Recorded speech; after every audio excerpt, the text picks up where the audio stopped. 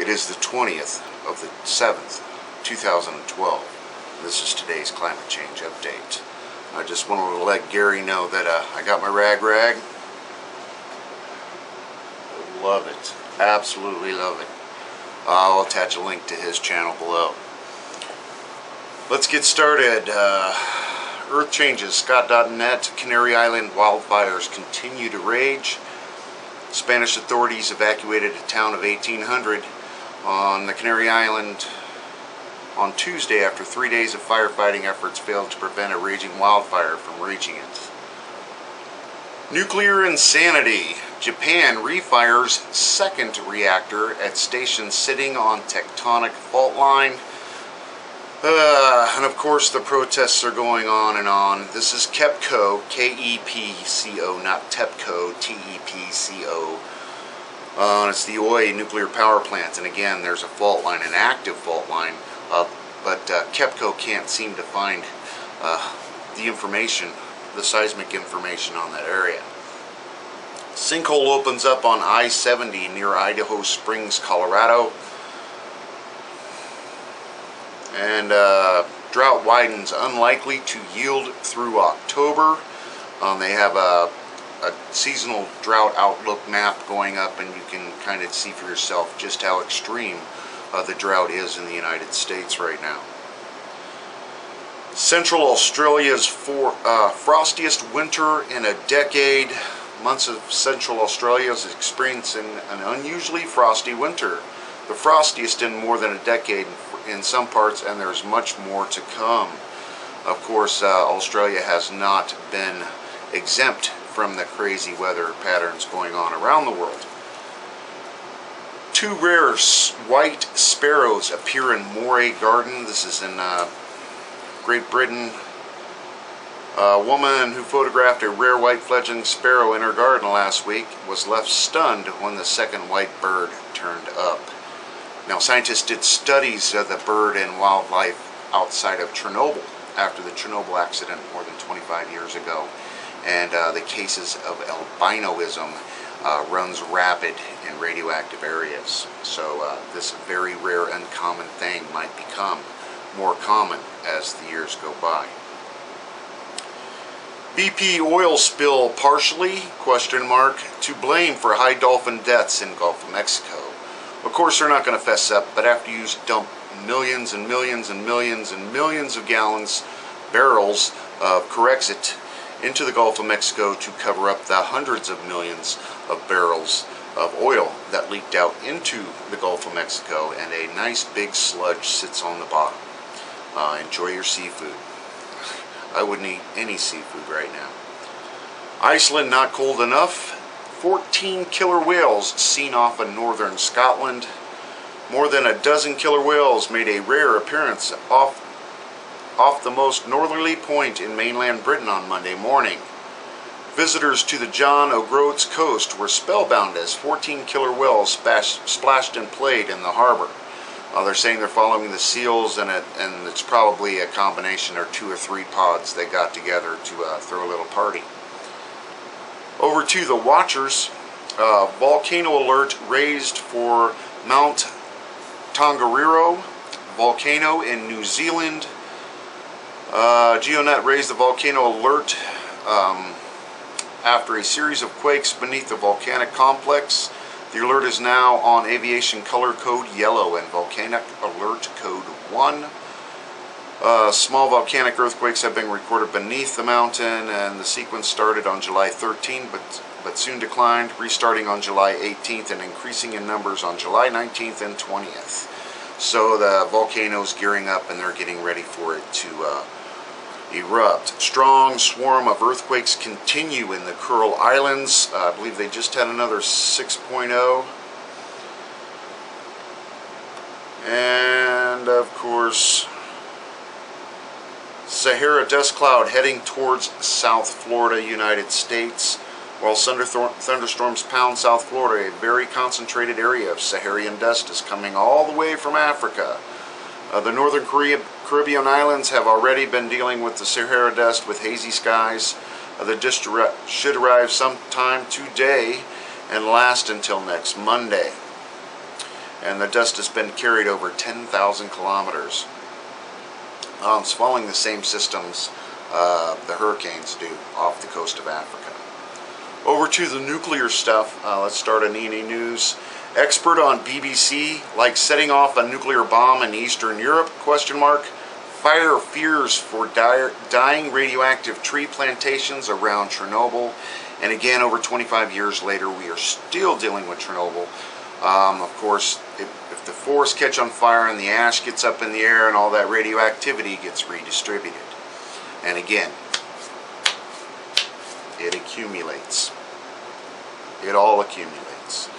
Unusual move. Japan's ex-prime minister joins biggest ever crowds at weekly Tokyo protest. Fresh sign ruling party is fracturing. I still wouldn't trust the politician. Fukushima meltdown seen by many in Japan as nation's great debacle. Worse than atomic bombings. That is an understatement. Tokyo area officials blast government decontamination. Quote, an empty promise. Little progress made in cleaning up radioactive soil.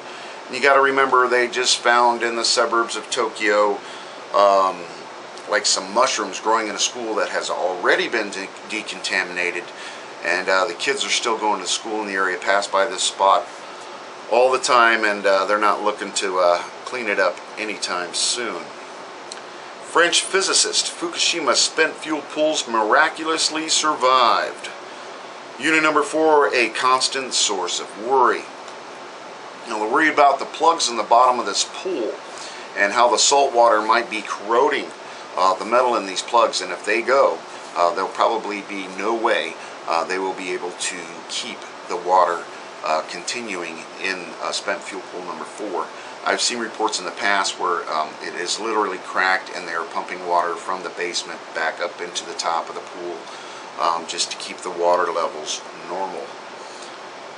Removed fuel assemblies 100 times more radioactive than normal. TEPCO worker thinks it's from before 3/11. And again, they pulled a couple of these fuel rod assemblies, the ones that haven't been used yet, so it's okay for them. They're not going to react in the air like the spent fuel rods do, and they're testing to see what the salt water is doing to them, and what they're going to have to deal with in the future, because they had to deal with that quick fix of dumping salt water onto these reactors. Head of TEPCO, quote, shocked people are concerned about number 4 fuel pool. He's baffled by criticism of company's role in Fukushima disaster. Are these guys that delusional? He's believing his own bullshit. New York Times, radioactive cloud would be trapped over Los Angeles and San Diego in case of Fukushima-style meltdown at California nuke plants. Nuclear energy is a crime against humanity, and they need to shut them all down and arrest these criminals. TEPCO completes covering seafloor with layers of cement mix. More coating used at reactors number 5 and 6 than for reactors number 1, 2, 3, and 4 combined. They're filling that whole seafloor in front of these reactors, talking about bury it over. And it's just a little curious that they're using more concrete in number 5 and 6 than they are in 1, 2, 3, and 4. And we already know 1, 2, and 3 already melted through. So what's really going on in Fukushima Daiichi? I think the problem's a lot worse than they will ever tell us. Lead scientists surprised by data. Fukushima plant still leaking radiation into the ocean? Are you kidding me? Where are these? Insanity. And of course it goes on and on. And I even saw a report, they've got it probably down on the next page, where they opened up a beach in Fukushima Prefecture, just 40 kilometers south of the Fukushima Daiichi nuclear power plant. They got pictures of kids playing in the water. Volleyball and hulas. Oh my God. The insanity. How could you take your kids down there? And over to Fukushima Diary. I'm going to go do their daily news. They've got a bunch of stories on the ongoing protests going on all over Japan, because it's Friday over there, of course. And rain or shine, they are protesting. And the crowds grow and grow in numbers. So they've got a bunch of stories. Like Anonybus is driving around the official residence to help protesters move around. The organizer and sponsors are not known. So they've got buses helping the protesters get around. The police are using their tactics, of course. They've even got a story where a group of lawyers are going to set out to make sure that there's no unfound foolishness by the authorities when dealing with peaceful protesters. Over to EXSKF. Again, it's a protest story. It's Friday and the protest is on, rain or shine. And they've got the list of what's going on and where, but basically they ask, please refrain from making a speech that will advertise a particular organization or has nothing to do with anti-nuclear or beyond nuclear subjects. And they're saying they're giving everybody a minute to speak out if they want to speak out. But as was posted before, one such speech that didn't fit in with the organizer's intention was a speech about radiation exposure for the young policemen who were sent to high radiation areas in Fukushima Prefecture with little or no protection. And so even the protesters don't want to warn the police that they themselves are in danger from this nuclear fallout. Insane. And of course they've got a few more stories going on. That's about all I'm going to cover with you tonight. I'm sorry my videos have been few and far in between lately. I've got a lot of personal things going on. Family, friends, pulling favors. I've become busy. And I will definitely try to get to these as I can. I'm going to put out another video today. I got the fire smoked up, and I'll just kind of do a little vlog there. So enjoy while you can, everybody. And oh yeah, Nuked Radio, Rad Chick. I'm going to attach a link to her radio broadcast. I understand it's like 50 minutes long, and it's a long time, but there's a lot of information. This girl is on the ball. I love and respect you. Thanks, Christine and Jules, and Miss Milky the Clown, and Mary Greeley, and you know, Kevin Blanche. There's a bunch of us out there trying to do this. If you are making videos on the Fukushima incident, or as far as climate change or that kind of thing, please attach them to mine so I can kind of know you're out there. It's hard for me to look around sometimes, and if you're out there putting out videos, I'd like to know. Thanks, everybody. Enjoy what you can.